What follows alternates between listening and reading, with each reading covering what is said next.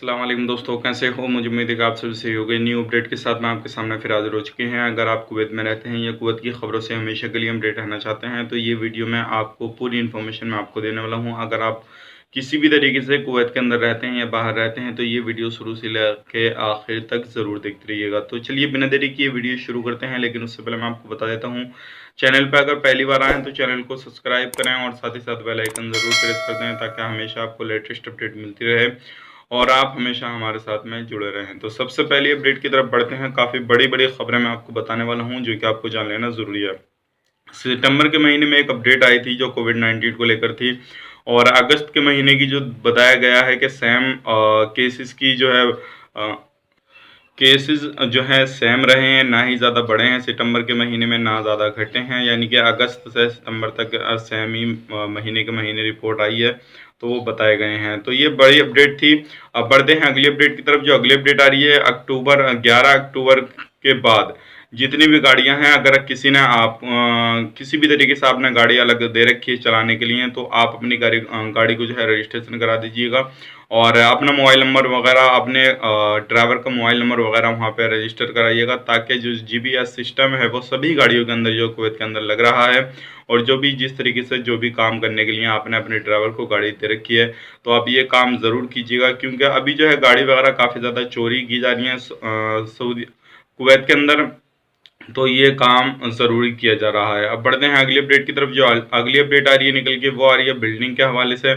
बिल्डिंगों में काफ़ी ज़्यादा जो है छानबीन की जा रही है और छानबीन इस चीज़ की जा रही है जहाँ पे वर्कर लोग काम करते हैं, जो एक्सपर्ट लोग काम करते हैं कंस्ट्रक्शन लाइन का। 29 बिल्डिंगों को वार्निंग दी गई है जहाँ पे कुछ अलग तरीके से काम करते हुए पाए गए और उनको वार्निंग देकर छोड़ दिया गया है। 5 बिल्डिंगों के जो है रिपोर्ट दर्ज की है, 5 बिल्डिंगों की। अगर आप भी काम करते हैं किसी बिल्डिंग में, किसी भी कंस्ट्रक्शन लाइन में, तो ध्यान रखिएगा, सावधानी बरतिएगा। पता ये लगा था वो किसी भी तरीके से जो कानून का उल्लंघन वगैरह कर रही थी, इस तरीके से छापामारी हो रही है जो लोग कंस्ट्रक्शन लाइन में भी काम कर रहे हैं।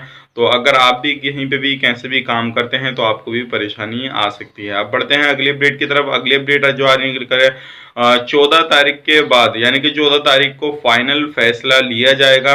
और क्योंकि अभी तक कोई भी फैसला फाइनल नहीं लिया जा रहा था, क्योंकि जो एमपी मिनिस्टर वगैरह जो थे या किसी भी मीटिंग में सारे नहीं आ रहे थे, लेकिन 14 तारीख को जो है सारे एमपी मिनिस्टर वगैरह बड़े बड़े अधिकारी जो हैं वो सब आएंगे और एक ही बार में पूरा फैसला ले लिया जाएगा। तो ये बड़ी अपडेट निकल के आ रही है। जो 14 तारीख आने वाली, उस 14 तारीख को ये फैसला लिया जाएगा।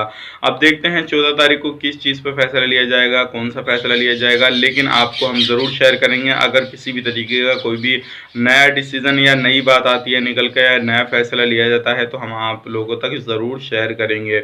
अब बढ़ते हैं अगली अपडेट की तरफ। जो अगली अपडेट आ रही है निकल के चोरी के हवाले से आ रही है। 8 घरों में अब एक बंदे ने चोरी की। चोरी करने के बाद में जो छोटे मोटे सामान होते हैं, पर्स, घड़ी वगैरह, और जो अलग अलग तरीके के सामान होते हैं, जो छोटे छोटे महंगे महंगे सामान होते हैं, इस तरीके के जो थे उस बंदे ने चुराए और एक चोर ने दूसरे चोर को बेचे। लेकिन वो पकड़ में आया और उसने जो सामान बेचा था, 1,80,000 केडी का सामान बेचा था और ये सामान जो था काफ़ी ज़्यादा महंगा था और इसको बेचने के बाद में उस बंदे को पकड़ लिया गया है। तो ये थी आज की बड़ी अपडेट, लेटेस्ट अपडेट। सोचेगा आप लोगों तक शेयर की जाए। उम्मीद करता हूँ वीडियो आपको पसंद आया होगा। पसंद आए तो लाइक करें, शेयर करें। चैनल पर पहली बार आए हैं तो चैनल को सब्सक्राइब जरूर करें। अब बढ़ते हैं अगली अपडेट की तरफ। जो अगली अपडेट आ रही है, काफ़ी सारे भाई बंधुओं के क्वेश्चन आते हैं कि नया वीज़ा कब शुरू होगा, तो मैं आपको बता देता हूँ अभी कोई भी अपडेट नए वीज़ा की नहीं है। और फ्लाइट के हवाले से काफ़ी सारे भाई बंधु पूछते हैं, भाई फ्लाइट के हवाले से कोई कंफर्म डेट बताइए, तो मैं आपको बता देता हूँ अभी कोई भी कंफर्म डेट नहीं है। लेकिन जो 14 तारीख को फाइनली फैसला लिया जाने वाला है, तो हो सकता है उसमें जो कुछ एमपी लोग, जो बड़े बड़े अधिकारी लोग हैं, सो हो सकता है कि उसमें भी कुछ ना कुछ फ्लाइट के हवाले से अपडेट किया जाए या फिर उस पर कोई डिसीजन लिया जाए। तो अगर इसमें कोई भी इस तरीके की बात आती है निकल के, या अजनबियों के हवाले से कोई भी बात आती है, तो ज़रूर आपको बताई जाएगी और आप तक ज़रूर पहुंचाई दी जाएगी ताकि आप जो है उस चीज़ का फ़ायदा ले सकें। अगर आप कुवैत से सफ़र करना चाहते हैं या कुवैत में जाना चाहते हैं तो आपको उस चीज़ का बेनिफिट हो सके। मैं आपको बता देता हूँ, कुवैत से जो फ़्लाइटें हैं वो लगातार चल रही हैं। कुवैत से अगर आप आना चाहते हैं तो कुवैत से आ सकते हैं, लेकिन अभी कुवैत जा नहीं सकते।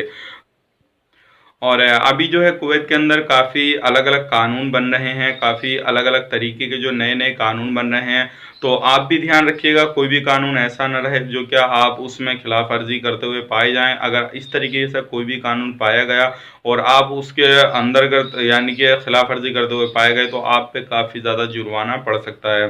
तो इन चीज़ों का छोटी-छोटी चीज़ें हैं, आपको पूरी तरीके से ध्यान रखना है। तो अब बढ़ते हैं अगली अपडेट की तरफ, जो आप लोगों के काफ़ी ज़्यादा क्वेश्चन आते हैं और वो आते हैं कि वीज़ा कब शुरू होएगा। तो मैं आपको बता देता हूँ वीज़ा का भी अभी कोई अपडेट नहीं है, लेकिन हालाँकि मैंने जैसे कि आपको बताया था डोमेस्टिक वर्कर जो है वहाँ पे उनके हवाले से एक बड़ी अपडेट आई थी जो क्या सैलरी को लेकर अभी उन लोगों की सैलरी नहीं बढ़ाई जा रही है, लेकिन जिनका वहाँ पे कॉन्ट्रैक्ट वगैरह ख़त्म हो रहा है वो लोग सब कुवैत से आ रहे हैं और वो वहाँ से भेजे जा रहे हैं। लेकिन वो जितने भी डोमेस्टिक वर्कर हैं, जितने भी घर खाते में काम करते हैं, वो सारे लोग आ रहे हैं। तो काफ़ी ज़्यादा कम-बेशी वहाँ पे वर्कर की जो देखी गई है, जो लोग वहाँ पे काम करने वाले हैं डोमेस्टिक वीज़ा पे।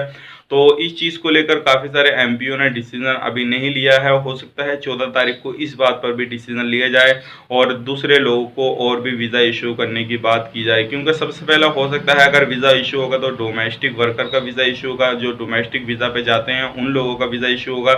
क्योंकि अभी जो लोग वहाँ पे इलीगल तरीके से रहते हैं, जो क़ाता में काम करते हैं, तो उनको जो है कमाई काफ़ी ज़्यादा हो रही है। लगभग 300 से 400 केटी पर महीने का वो वहाँ पे कमा रहे हैं, क्योंकि वहाँ पे काम करने वाले की अभी कमी है।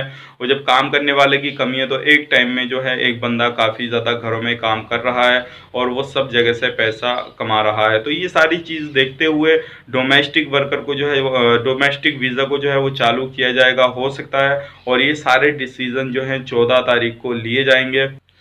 और भी कुछ बड़ी अपडेट हो सकती है 14 तारीख के बाद में, जो क्या आपको जान लेना ज़रूरी है। अब बात कर लेते हैं, काफ़ी सारे लोग पूछ रहे हैं कि भाई हम जो है वीज़ा हमारा 10 महीने हो गए, हमें छुट्टी पाए हुए 11 महीने हो गए और हम जो है अभी नहीं गए हैं, लेकिन हमारा जो वैलिड सिविल आईडी है वो वैलिड है और कुछ लोग बोल रहे हैं एक्सपायर हो चुका है। तो मैं आपको बता दूँ, अगर आपको 10 महीने हो गए, अगर आपका वैलिड है सिविल आईडी, तो आपको कभी भी कैसे भी एंट्री कर सकते हैं, कोई परेशानी वाली बात नहीं है। लेकिन आपका सिविल आईडी एक्सपायर हो गया है तो आपको अपनी कंपनी या कफिल से बात करके उसको रिन्यूअल करा लेना है। जैसे ही आपका सिविल आईडी रिन्यूअल हो जाता है तो आपको कभी भी कैसे भी एंट्री मिल जाएगी, लेकिन उससे पहले आपको एंट्री नहीं मिलेगी जब तक आप अपने सिविल आईडी को रिन्यूअल नहीं कराएंगे। तो उम्मीद करता हूँ जो भी आपके क्वेश्चन थे, जिस तरीके भी आप सारी चीज़ पूछना चाहते थे, वो मैंने आपको सब जवाब दे दिया इस वीडियो के अंदर। तो आपको ज़रूर ये वीडियो पसंद आया होगा। तो आप उम्मीद करते हैं ये वीडियो आप अपने दोस्तों के साथ शेयर ज़रूर करेंगे, ताकि वो लोग भी इस चीज़ को समझ सकें और आप किसी भी चीज़ का फ़ायदा ले सकें। तो चलिए फिर मिलेंगे किसी नेक्स्ट वीडियो में, तब तक के लिए आप अपना ख्याल रखें, अपनी फैमिली वालों का ख्याल रखें। Take care, bye bye.